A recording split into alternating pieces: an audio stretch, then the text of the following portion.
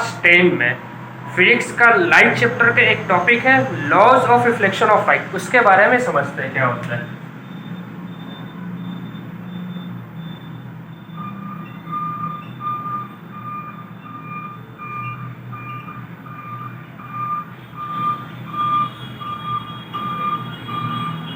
ये जो टॉपिक है laws of reflection of light, ये होता है क्या, उसके बारे में समझते हैं। देखिए ये जो होता है ना, सबसे पहले तो इसमें जो है दो लॉ है। जो laws of reflection of light है उसमें सिर्फ दो ही लॉ है। सबसे पहले इस डायग्राम को बनाते हैं। इस डायग्राम से आपको क्लियर समझ में आएगा। देखिए जो भी फर्स्ट जो रे होता है, जो सोर्स ऑफ रे लाइट का जो रे होता है उसे हम लोग बोलते हैं इंसिडेंट रे। उसे क्या बोला जाता है? Incident ray. जो भी सोर्स ऑफ लाइट होता है उससे बोला जाता है इंसिडेंट रे, जिसको आई से डिनोट करते हैं। कोई भी रे आएगा इस सरफेस पे टकराएगा। ये जो प्लेन सरफेस है ना, इस प्लेन सरफेस पे टकराएगा। जैसे ही टकराएगा ना तो वो लाइट क्या करेगा? रिफ्लेक्ट करेगा। वो लाइट क्या करेगा? रिफ्लेक्ट करेगा। रिफ्लेक्ट करने के बाद जो रे बनता है उसका नाम हो जाता है रिफ्लेक्टेड रे। उसे आर से डिनोट करते हैं। ये सरफेस पे ना हमेशा एक परपेंडिकुलर बनता है।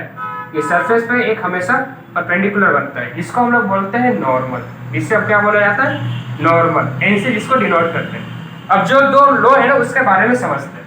फर्स्ट जो लॉ है, ये जो इंसिडेंट रे है और ये जो रिफ्लेक्टेड रे है और ये जो नॉर्मल है, ये तीनों एक जगह पे मिलता है, लाई करता है। ये जो इंसिडेंट रे है, ये जो रिफ्लेक्टेड रे है और ये जो नॉर्मल है, ये तीनों एक पॉइंट पे मिलता है, जिसको हम लोग ओ बोलते हैं, जिसका नाम होता है point of incident.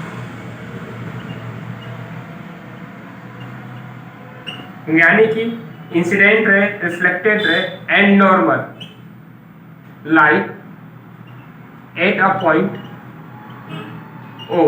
First law यही है। सेकेंड लॉ क्या होता है, ये इंपॉर्टेंट है।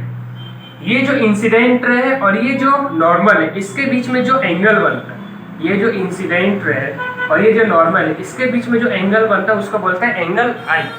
और ये जो रिफ्लेक्टेड रे है और ये जो नॉर्मल है, इसके बीच में जो एंगल बनता है उसे बोला जाता है एंगल आर। यानी कि सेकेंड लॉ ये है कि एंगल आई हमेशा ऑलवेज एंगल आर के बराबर ही होगा। एंगल आई हमेशा एंगल आर के बराबर होगा। अगर ये 30 डिग्री है तो समझ लीजिए कि ये भी 30 डिग्री ही होगा। अगर ये 45 डिग्री है तो ये भी 45 डिग्री होगा। क्या आपको ये दोनों से लॉ समझ में आए?